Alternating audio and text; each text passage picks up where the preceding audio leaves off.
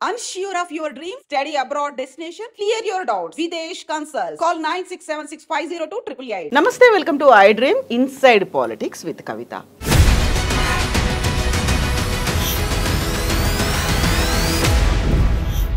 SLBC project మొదలైన దగ్గర నుంచి అవాంతరాలు అడ్డంకులతో స్టార్ట్ అయిపోయింది. ఈ ప్రాజెక్ట్ సడన్గా ఒక అడుగు ముందుకు పడుతుంది అనుకున్న తరుణంలో ఎస్ఎల్బీసీలో అతిపెద్ద ప్రమాదం జరిగింది.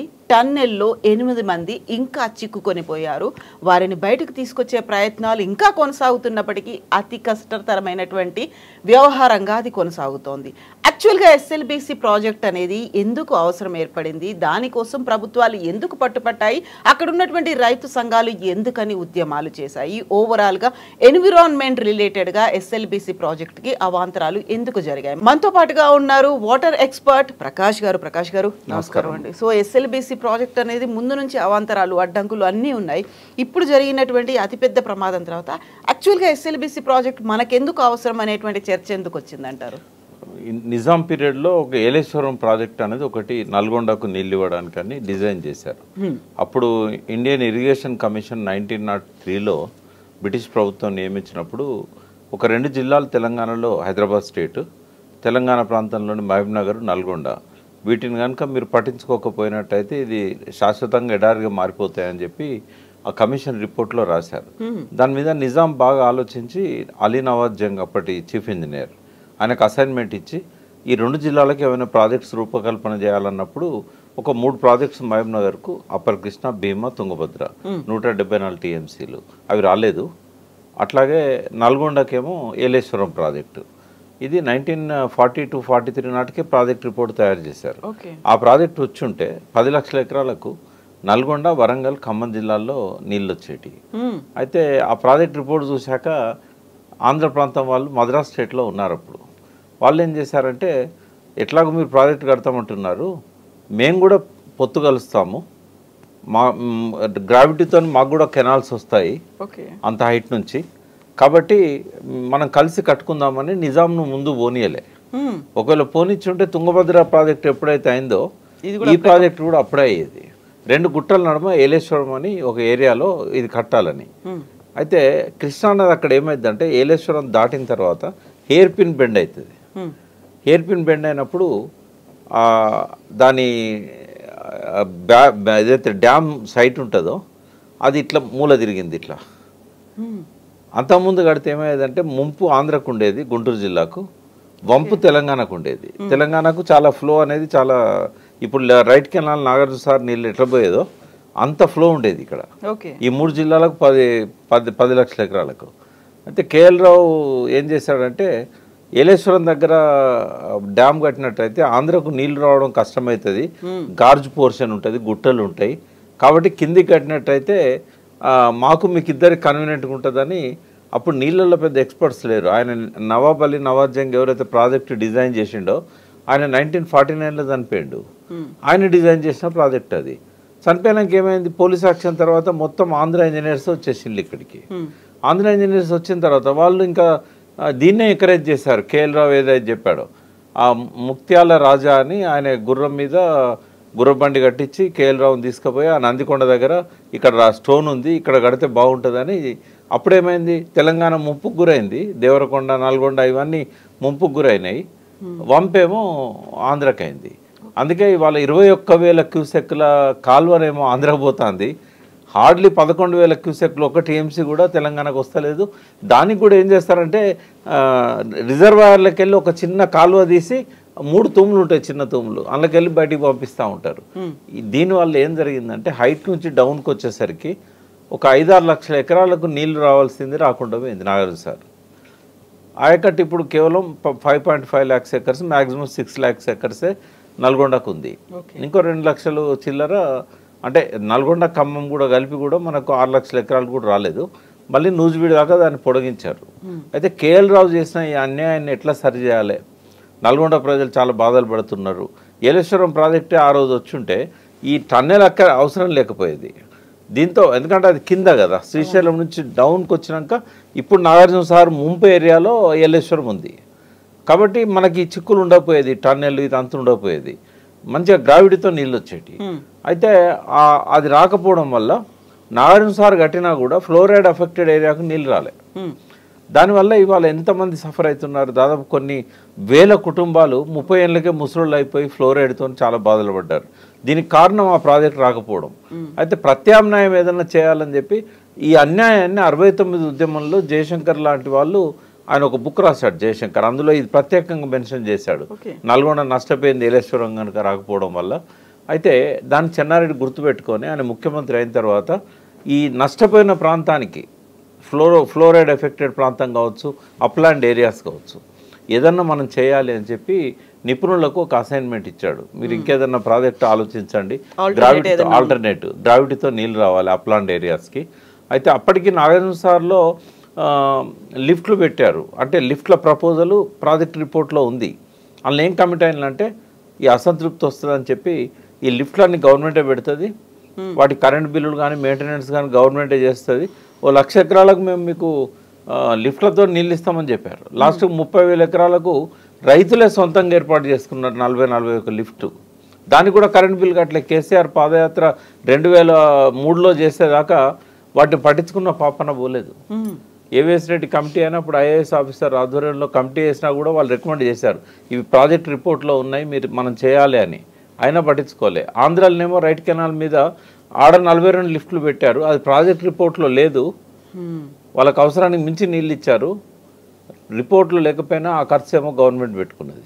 ఇంత అన్యాయం జరుగుతుంటే చెన్నారెడ్డి ముఖ్యమంత్రి అయినాక సర్వే చేయండి అంటే శ్రీశైలం టన్నెల్ స్కీమ్ అనేది ఒకటి వాళ్ళు డిజైన్ చేశారు. 1980 నాటికే రిపోర్టు అంజయ్య ఈ రిపోర్ట్ ఆర్డర్ ఇచ్చాడు, కానీ రిపోర్ట్ వచ్చే నాటికి ఆయన దిగిపోయాడు. టంగుటూరు అంజయ్య గారు అప్పుడు ముఖ్యమంత్రి. అంజయ్య గారు ముందు పెట్టారు. అంజయ్య గారు అక్కడ అక్కమ్మ బిల్లం దగ్గర ఇనాగరేషన్ కూడా చేశాడు శ్రీశైలం దీనికి టన్నెల్ స్కీమ్కి.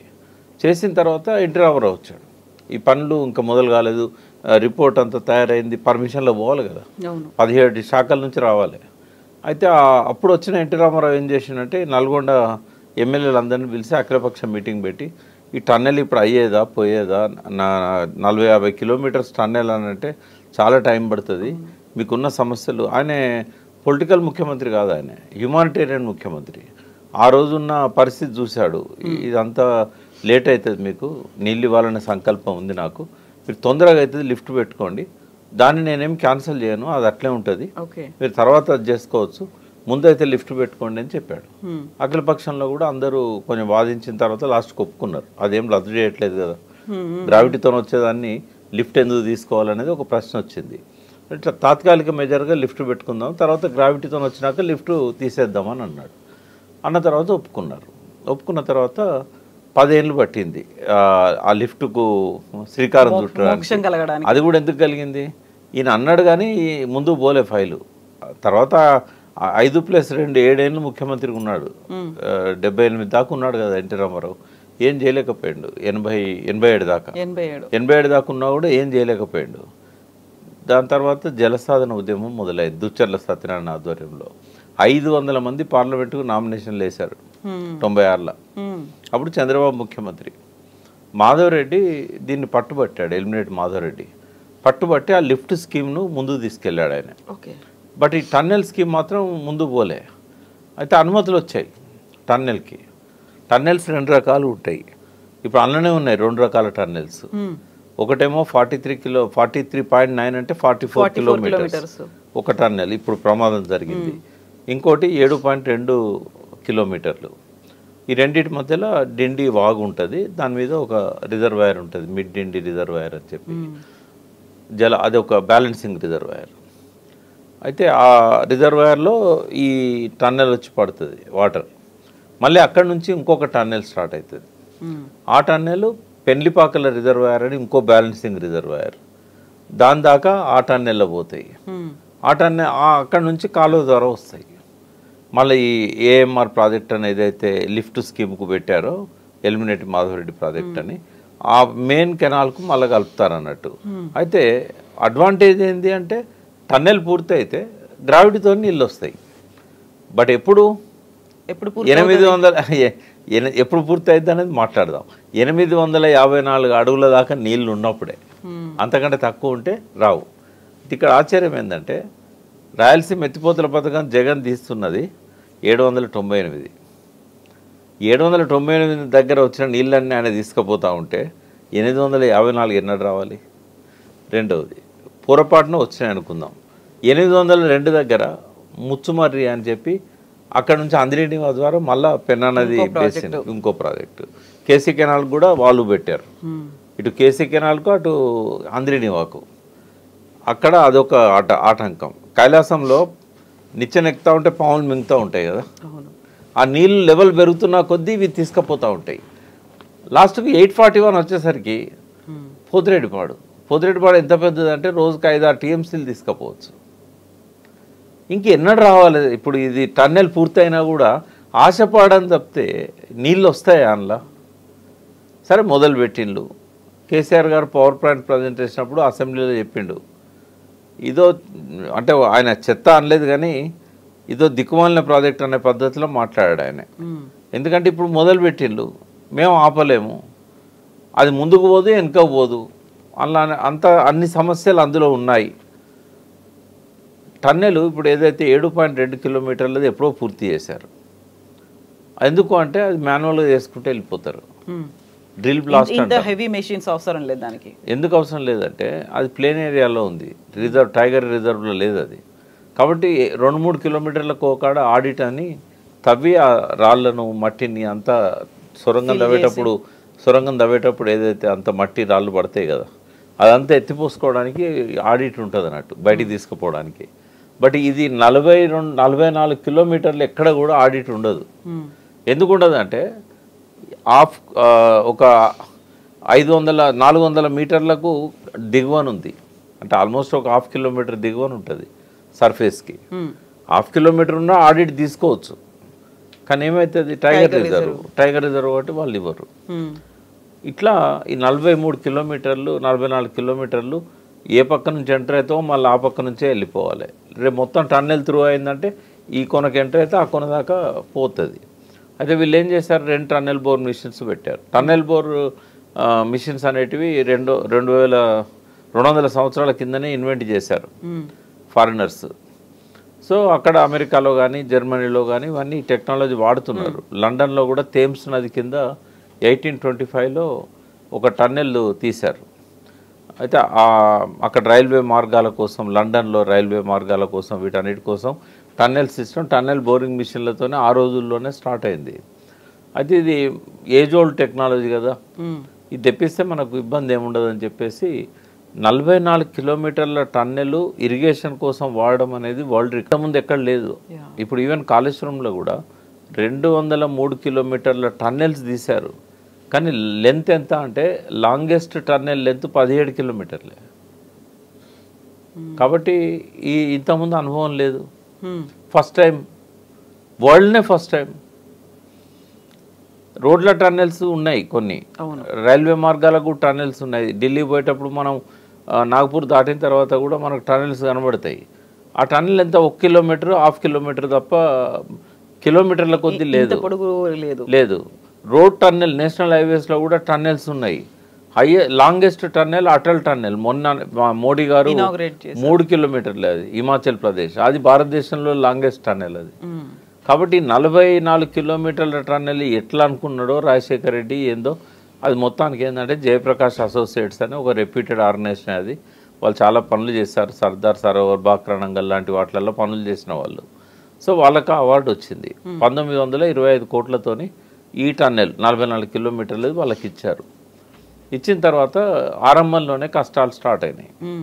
ఇట్లా ఇటుపక్క ఒకటి అటుపక్క ఒకటి 2 వైపుల నుంచి మొదలు పెట్టారు. ఇటు పోయింది మధ్యలో పోతుంది, అటు నుంచి వచ్చేది కూడా మధ్యలోకి వస్తుంది. పోయినాక ఏమైంది, బిగినింగ్లోనే స్టక్అప్ అయిపోయింది.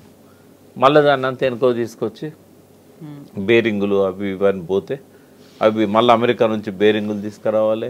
అది టైం టేకింగ్ ప్రాసెస్ కూడా. రాబిన్సన్ కంపెనీ అని అమెరికాలో చాలా ఏళ్ళ నుంచి అది ఈ టన్నెల్ బోర్ మిషన్స్ తయారు చేసే కంపెనీ. లండన్ కూడా అదే కంపెనీ సప్లై చేసింది. సో ఆ కంపెనీ వాళ్ళ దగ్గర బుక్ చేశారు. సో వాడు వచ్చి మళ్ళీ కస్టమ్స్ దగ్గర నెలల కొద్ది పడి ఉన్నాయి అవి. ఎందుకంటే వీటన్నిటి మీద కస్టమ్స్ డ్యూటీ చాలా ఎక్కువ ఉంటుంది. ఆ డబ్బులు కట్టలేక ఇక్కడ నుంచి అవి నెలల కొద్దీ ఆడ బాంబే పోర్ట్లో పడిపోయినాయన్ని. ఇట్లా మొత్తానికి ఏంటంటే మళ్ళీ దాన్ని రీఫిక్స్ చేశారు, మళ్ళీ స్టార్ట్ చేశారు. 2014 నాటి వరకు ఒక 22 కిలోమీటర్ల టన్నెల్ తీయగలిగారు.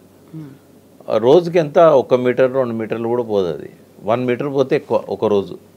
అయితే దాని పని ఏముంటుందంటే హార్డ్ రాకుంటేనేమో పలగొట్టుకుంటే వెళ్ళిపోతుంది, కానీ లూజ్ సాయిల్ ఉన్న కాడ, సీపేజ్ ఉన్న కాడ అవును ఇవన్నీ సిమెంట్ బ్లాక్స్ తీసుకుపోయి ఫిక్స్ చేస్తారు. మళ్ళీ ప్రొటెక్టింగ్ వాల్ లాగా కూడా కట్టుకోవాలి. Pre fabricated. ఒకటి లోపల గ్రౌటింగ్ చేయాలి, ఎంతవరకు అయితే ఆ లీకేజ్ వస్తున్నదో సిమెంట్ గ్రౌటింగ్ చేయాలి, అది రాకుండా హోల్ను మూసేయాలి. తర్వాత అది క్యూరింగ్ అయిన తర్వాత మళ్ళీ కెమికల్ గ్రౌటింగ్ లాంటివి చేసి ఆ తర్వాత ఈ ప్లేట్లను ఫిక్స్ చేయాలి. అట్లా చేస్తేనే ఉంటుంది అది, లేకపోతే ఉండదు. అయితే ఈ చేసే క్రమంలోనే వీళ్ళు ఏమనుకున్నారు, సరే కేసీఆర్ గవర్నమెంట్ వచ్చిన తర్వాత ఆయన ఒక 1127 కోట్లు ఆయన గవర్నమెంట్లో కూడా ఇచ్చారు. నాకు నిన్నటిదాకా ఇన్ఫర్మేషన్ లేకుండే, వేరే కాడ మాట్లాడేటప్పుడు కూడా నేను ఏం పెట్టలేదని చెప్పాను. బట్ అది కరెక్ట్ కాదు. 1127 కోట్లు పెట్టి ఇంకో 11 కిలోమీటర్లు దీన్ని అదనంగా తీసుకుపోగలిగాడు. అంటే ఇప్పుడు మొత్తం 22 + 11 33 కిలోమీటర్లు టన్నెల్ పూర్తయింది. అయితే ఇంకా 10 కిలోమీటర్ల వరకు చేయాలి. 10 కిలోమీటర్లు 10-11 కిలోమీటర్ల మధ్యలో చేయాల్సి ఉన్నది. అయితే ఉత్తమ్ కుమార్ రెడ్డి దాన్ని ప్రెస్టేజ్గా తీసుకున్నాడు. అంటే కంటిన్యూగా వర్క్ నడుస్తూనే ఉంది. అయితే ఆయన ఏం చేశాడంటే దానికి మళ్ళీ కొంత బడ్జెట్ శాంక్షన్ చేయించి, ఇక అది బడ్జెట్ పెరుగుతూనే ఉన్నది. ఫస్ట్ మొత్తం ప్రాజెక్టే 2800 కోట్లు అనుకున్నారు, 3400 కోట్లకు పోయింది స్టార్టింగ్లోనే. 3400 కోట్ల నుంచి ఇప్పుడు 12-13 కోట్లకు పోయింది అంచనా. అయితే ఇట్లా పెంచుకుంటూ పోతూనే ఉన్నారు. అక్కడ కూడా వర్క్ అట్లే లేట్ అయిన కొద్దీ విపరీతంగా నష్టాలు వస్తూ ఉన్నాయి. సో ఫస్ట్ ఏమనుకున్నారు, ఒక 5-6 ఇయర్స్లో కంప్లీట్ చేసే ప్రాజెక్టు 2010 కల్లానే అయిపోవాలనుకున్నారు. 2014 వరకు చాలా తక్కువ అయింది. సో మళ్ళీ దాన్ని కేసీఆర్ గారు కొంత ముందుకు నడిపించారు. ఏం చేయగలుగుతామో ఆయన బెస్ట్ ఆఫ్ ది బెస్ట్ చేయగలిగిండు ఆయన పీరియడ్లో, ఆయన తప్పబడటానికి లేదు. బట్ అక్కడున్న ప్రమాదాలు అయితే మొదటి నుంచి పొంచి ఉన్న విషయం ఆయనకు తెలుసు. వాళ్ళందరినీ అప్రమత్తంగా ఉండి పనులు చేయండి అన్నట్టు చేసుకుంటూ వెళ్ళిపోయారు. ఈ కాంగ్రెస్ గవర్నమెంట్లో ఇప్పుడున్న మంత్రులకు కానీ వీళ్ళకి కానీ వాటి మీద పెద్దగా అవగాహన లేదు. స్టార్ట్ చేసింది వాళ్ళే అయినా కూడా దాన్ని మానిటరింగ్ కానీ నియంత్రణ కూడా వాళ్ళకి తెలియదు. అంతా అమెరికన్ కంపెనీ వాళ్ళు చేసుకుంటారులే అని వదిలేశారు. అయితే ఈ సీపేజ్ అనేది చాలా రోజుల నుంచే ఉన్నది. దాదాపు నాకు తెలిసి 3-4 నెలల నుంచే సీపేజ్ వస్తున్నది. అయితే దాన్ని క్లోజ్ చేసుకుంటూ మెల్లమెల్లగా ముందుకు పోదామన్న పద్ధతిలో వాళ్ళు ఆ రెమెడియల్ మెజర్స్ అన్నీ చేసుకుంటూ పోతూ ఉన్నారు.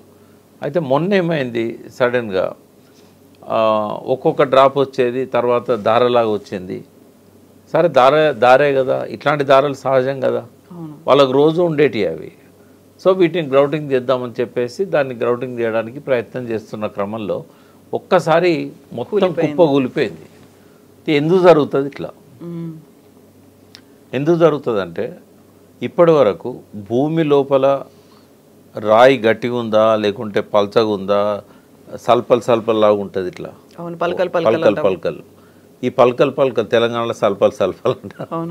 అయితే ఈ పల్కల్ ఉందా, లేకపోతే మధ్యలో క్యావిటీస్ ఉన్నాయా, మధ్యలోకి వెళ్ళి వాటర్ లీక్ అవుతుందా, వర్టికల్ క్రాక్స్ ఉన్నాయా, హారిజంటల్ క్రాక్స్ ఉన్నాయా, ఇవి పైనుంచి ఇప్పుడు మన శరీరాన్ని కదా స్కాన్ చేస్తే బొక్కలన్నీ కనబడతాయి కదా, భూమిని స్కాన్ చేసేటట్టు లేదు ఇప్పటివరకు, ఏ యంత్రం లేదు అటువంటిది.